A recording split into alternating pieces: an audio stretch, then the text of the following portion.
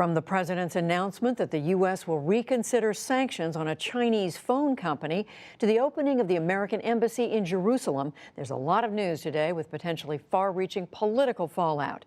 To talk about it all, I'm joined by Amy Walter of the Cook Political Report and Susan Page of USA Today. Politics Monday, welcome to both of you.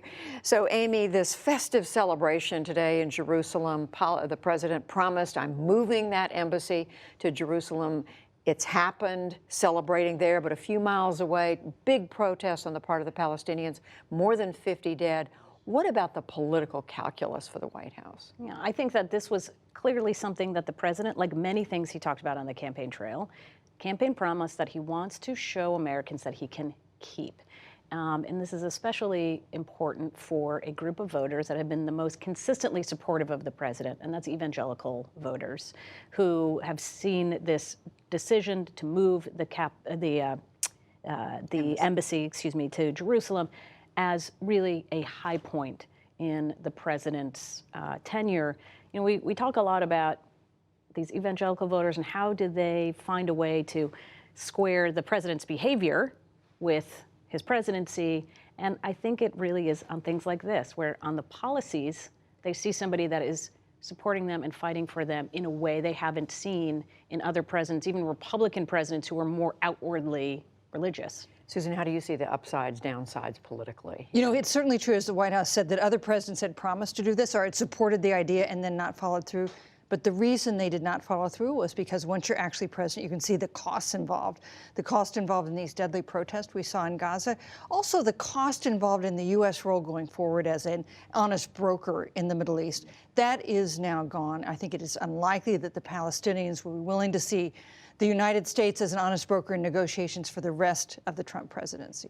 Well, another development we've seen in the last few days with an international component, Amy, and that is the president's surprising tweet over the weekend that he wants to negotiate a better deal for this Chinese telecom giant called ZTE.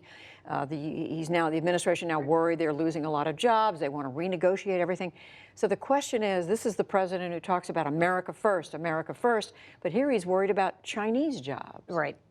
Whenever we talk about President Trump, we try to talk, people like us talk about policy, and we try to put it in this nice little context of what it's going to mean. I think for so many voters, what they do is they see President Trump through the prism of his personality, not his policies.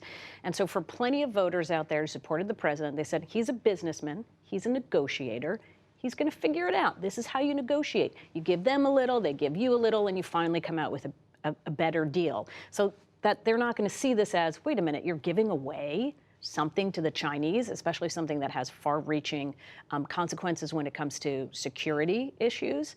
And then if you are opposed to the president, you see, well, we told you so, right? This is a guy who said he was going to be a great negotiator. He doesn't know what he's doing. He's giving away jobs, or at least he's putting more emphasis on Chinese jobs, and not as concerned about security as he should be. But at the end of the day, the policy piece is really filtered through whether you believe that he's going to be able to deliver on his promise. Let me disagree with you, okay, which is that I can see a campaign ad in the making, saving Chinese jobs. If you can see an ad in a place that did not get manufacturing jobs back the way the president promised when he campaigned there in 2016, and instead protected Chinese jobs, and with a very controversial way, a company that is linked to the Chinese government that has been identified as posing a cybersecurity threat, their products cannot be sold on U.S. bases because of fears for how they can be manipulated. So I think this is a perplexing step by the president, and I would be, I guess, surprised if he ends up following through on it. I would not be surprised if they pull back in a major way from what he promised to do. I noticed he's tweeting today, trying to clarify. But isn't that what we've seen all along, right? The tariffs come out, and then the tariffs have caveats, and then the decision comes out on Twitter, and then it gets sort of cleaned up afterwards. I think this has been part of the course. But even, I think it's going to take something pretty significant. In other words, a real bite out of people, whether it's the tariffs. We heard that there's going to be all this uproar in the heartland because farmers are upset about these tariffs, these people who supported the president. And yet you don't see a real loss of support from the president there. When I talk to some of those folks out there, the sense is we trust him to do the right thing. Now, if that turns out not to be true, then I would agree with you. But I think for now, there's still a sense that we hired him to do this kind of job for the people who support him. If you don't like him, it doesn't matter what he does. You're never going to give him credit for anything.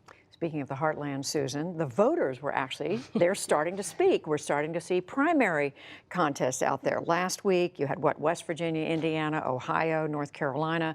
Tomorrow's a primary in Pennsylvania and elsewhere. Are we seeing any patterns here? I know it's early, it's still May, election finally in November, but are we learning anything from this? I think we're seeing a lot of Democratic energy, both in the primaries and especially in the special elections. The special elections, even the ones that Democrats didn't win, they performed so much better than they did 2 years ago. It's given Democrats, I think, a lot of hope that this is a good year for them. Pennsylvania, the state that has a primary tomorrow, important state to look at because you remember they had to change all their congressional district lines because of a gerrymandering case. They've had some Republicans retire. They've got, I think, 18 congressional districts, and I think that that maybe 5 of them, according to the Cook Political Report, might be flippable for Democrats. They might pick up 5 seats just in Pennsylvania. They need to pick up 23 to win control of the House.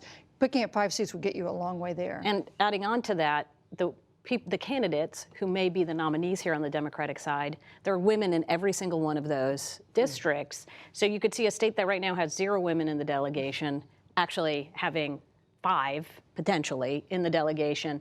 And you know, one of the storylines of this year is the energy among women voters and as candidates. Right. A lot of these women who are running here are first-time candidates. They've never done anything like this before. They were brought out of the woodwork by the last election. And a lot of them going up against incumbents who are historically tough to beat. But a lot of storylines we'll be following in the months to come. Amy Walter, Susan Page, Politics Monday. Thank you. Thank you. Welcome.